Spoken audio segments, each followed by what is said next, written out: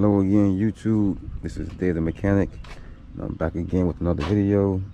Today I'm working on a 2003 Honda CRV. This is the 2.4 liter VTEC. This is a 4-cylinder. So you know which one you have. This is also a 4-wheel drive. And today we'll be changing the passenger side CV axle. Real quick, so you know, this is the CV axle we'll be changing here.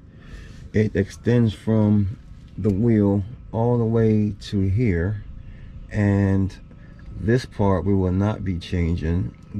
It stops right here actually, so you know it's not one piece, although you can buy it together as one piece and replace this part as well. But today we're only changing from this section to the wheel. But if you did want to change this piece, all you have to do is take off that bolt there, and there's another one on the opposite side. You can't see it because it's covered in oil, so there's 2 bolts there. That would free this bracket right here, that's this mountain that's holding up, and then you can go ahead and pull it out of the casing, and that's how you get this part out. So let's go ahead and get the car in the air. I have the jack stand set up on the middle beam. You have 2 center beams. I'm obviously on the passenger side front, and of course jack stand for safety. Now to get these off, I'm going to be using an impact, so it's okay to be in the air. But if you're going to be using a 4-way or a breaker bar or something, you might want to do it while it's on the ground. It won't move because it's an all-wheel drive, but you're going to be putting a lot of tension on that parking pawl. So I would break it while it's on the ground and then get them off once you get it in the air. But with the impact, that won't really matter for me. I have a axle lock nut remover set. I'm going to take the 36 millimeter, and that should get the job done.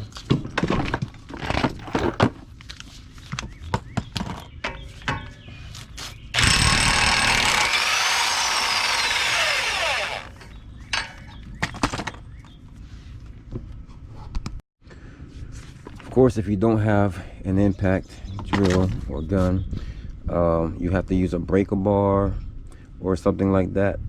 In that case, you want to have someone press the brakes, and you'll be able to use a breaker bar to get that off.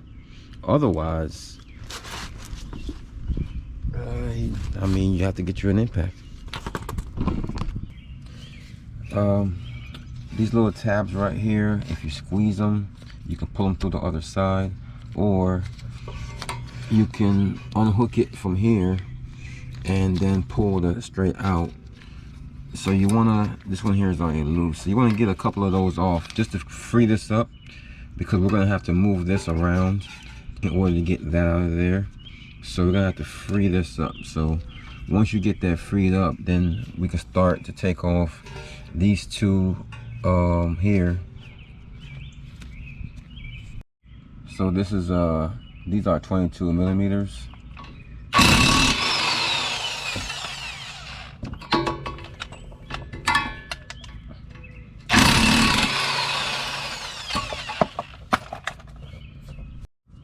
Now you should be able to use a punch or something and give it a slight tap, and it should come out real easily.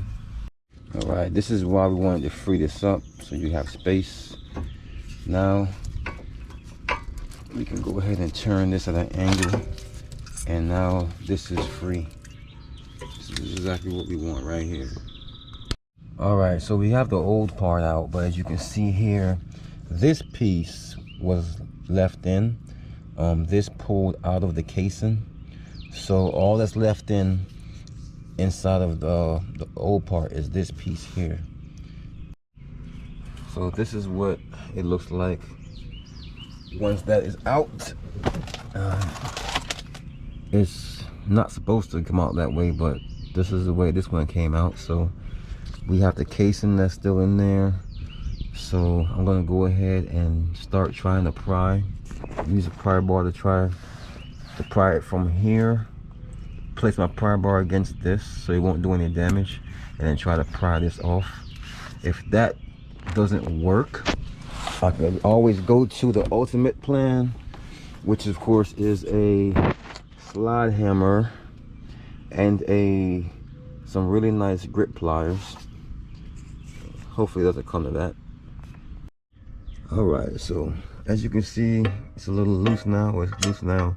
I was able to get a punch on the back side of here on the angle, and then hit it with a hammer, and I broke it free. So you should be able to do the same thing with enough time and effort. All right, the old one is out. It's time to go ahead and put the new one in. So now we're going to be working in reverse. So we're going to spline this female piece in, and we're going to basically push it in until this piece here is almost flush around this outer piece. I'm not sure if you can see where I'm pointing, but the outer piece there, you want it to be flush against that. All right, I was able to get it in, and you can see that flat part I told you about is going to be nice and flush against there. If you're having a hard time getting it in, that's because there's a ring around that that inner drive, that male end, and I turned it to where the opening was facing down, 6 o'clock, the opening end, and then once you get it on there, you just take this part and you kind of use it as a hammer, and you just give it a couple of knocks, and then it just went right in. Okay, now we're back. I know I need a new glove, so we can go ahead and finagle this in there now. Back in here, just like that. Get it in there. I'm gonna start putting them back in one at a time.